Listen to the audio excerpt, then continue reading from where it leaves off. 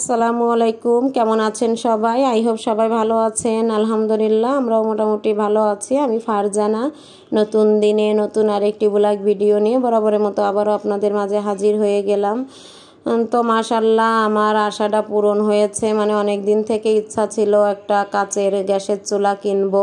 তো আগে যেটা ছিল সেটা কিন্তু কাচের ছিল না, তো ওইটা কিন্তু নষ্ট হয়ে গেছে। পুরা একটা ভিডিওতে আমি দেখিয়েছিলাম যে আমার চুলাটা একেবারেই নষ্ট হয়ে গেছে, পুরনো হয়ে গেছে, অনেক বছর আর কি ব্যবহার করেছি। তো নষ্ট হওয়াতে আমি ইন্ডাকশন চুলায় রান্না করতাম। তো খুব ঝামেলা, রান্নাঘরটা যেহেতু ছোট, এখানে রান্না করার স্পেসও নাই, ঘরের ভিতর রান্না করতাম। তো সব মিলিয়ে অনেক সমস্যা হতো। তো অনেক দিন ধরে কিনবো কেনাও হয়ে উঠছিল না। পরে যাই হোক সামিউলের বাবা এই যে অনেক দিন পরে এই আরএফএলের চুলাটা কিনে আনলো।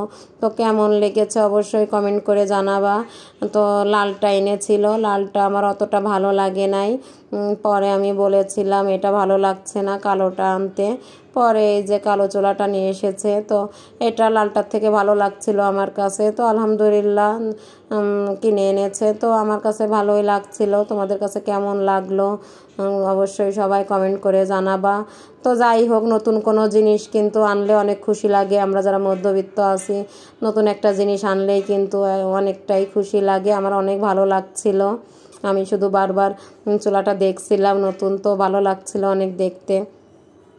তো অবশ্যই সবাই কমেন্টে জানাবা। আর এই যে আমি বিকালে আর কি এখন ইফতারি বানাইতে চলে আসলাম। আজকে ইফতারিটাই শেয়ার করব, আজকে আর রান্না বান্নার ভিডিও দিব না।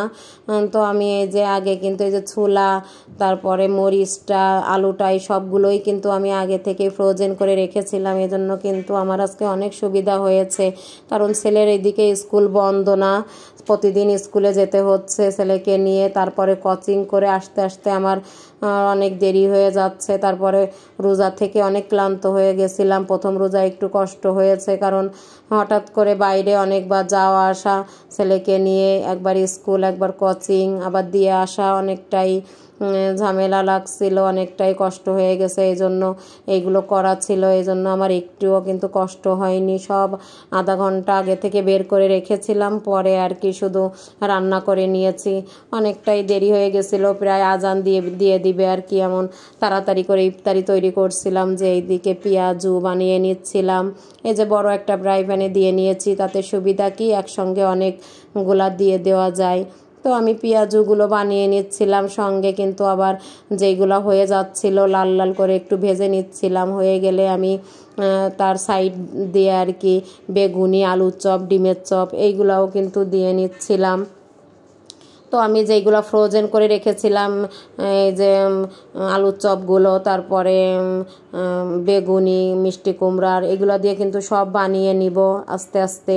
তো যতটুকু পেরেছি শেয়ার করেছি, খুব বেশি আর কি সেইভাবে ভালোভাবে শেয়ার করতে পারিনি, যতটুকুই সম্ভব হয়েছে আর কি শেয়ার করেছি, কারণ অনেকটা দেরি হয়ে গেছিলো, এই জন্য তাড়াহুড়া করে বানিয়ে নিয়েছি সব কিছু।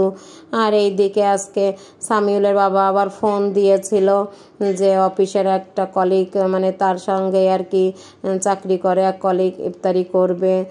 তো এই জন্য আরও একটু তাড়াহুড়া শুরু করে দিলাম। তো ভালোই হয়েছে, গ্যাস দুটো আনাতে আমি এক সাইডে কিন্তু তরকারি বসিয়ে দিয়েছিলাম, আর এক সাইডে আমি ইফতারিগুলো বানিয়ে নিচ্ছিলাম। এই যে এখানে বেগুনিগুলাও বানিয়ে নিচ্ছিলাম। তো সবই টুকটাক হয়ে গেছে। বানাইতে বানাইতে কিন্তু আমার আজান দিয়ে দিয়েছিল, সামিউলের বাবারাও চলে এসেছে। তারপরেও বানিয়ে নিয়েছি এই যে সবগুলাই এক এক করে। পরে বড় একটা প্লেটে আমি ঢেলে নিয়েছি সব একসঙ্গে। আমরা কিন্তু প্রতি বছরই এই প্লেটটাতেই আমরা তিনজন, আমি, আমার ছেলে আর সামিউলের বাবা, তিনজনই একসঙ্গে আমরা ইফতারি করি। এই জন্যই কিন্তু এই প্লেটটা সামিউলের বাবা কিনে এনেছিল। বলে কি যে না, একসঙ্গে ইফতারি করব, সেটাই ভালো, একসঙ্গে ইফতারি করলে মহব্বত বাড়ে। সেই জন্যই একসঙ্গে আমরা ইফতারি আর কি করে নিই প্রতি বছরে। কিন্তু তারপরও টুকটাক, এটা কিন্তু মূলত আমার ইফতারের জন্যই কিনেছিল এই থালাটা। তারপরেও আমি সব সময় কাজ সারি আর কি, টুকটাক যাই বাজারঘাট করি না কেন ওটাতেই কাজ করি, আবার ধুয়ে রেখে দিই। তারপরে এই যে নান, রুটি আর গ্রিল নিয়ে এসেছে সামিউলের বাবা। এইদিকে আবার নুডলসও রান্না করে নিয়েছিলাম, সেটাও রান্না করতে বলল। তাড়াহুড়া করে অনেক অনেকটাই আয়োজন করেছি মাশাল্লাহ, মধ্যবিত্ত হয়েও মাশাল্লাহ অনেকটাই টুকটাক করে নিয়েছি আয়োজন। আর যেহেতু একটা গেস্ট আসছে সেজন্য সামিউলের বাবা আবার এই গ্রিলও নিয়ে এসেছে, নান রুটিও নিয়ে এসেছে, সেটাই আর কি বের করে নিচ্ছিলাম, তাকেও দিয়ে দিব, আমরাও খাবো।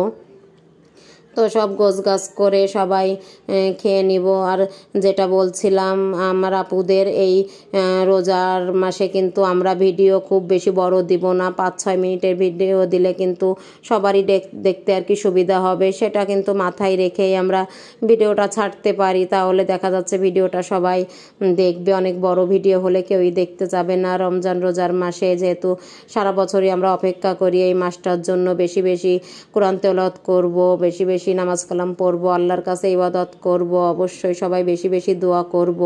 তো এই যে আমার শর্টকাট দেখালাম আপনাদের আমার ইফতারিটা, মধ্যবিত্ত হয়েও কিভাবে আর কি সাধ্য মতন চেষ্টা করেছি ইফতারি করার। কেমন লাগলো ভিডিওটা সবাই কিন্তু কমেন্ট করে জানাবেন। যদি কোথাও কোনো অংশ ভালো লাগে ছোট্ট একটা লাইক দিয়ে ভিডিওটা কন্টিনিউ করবেন। আর যারা নতুন ভিজিট করেছেন অবশ্যই আমার সঙ্গেই থাকবেন। সবাই ভালো থাকবেন, আমাদের জন্য দোয়া করবেন। আল্লাহ হাফেজ।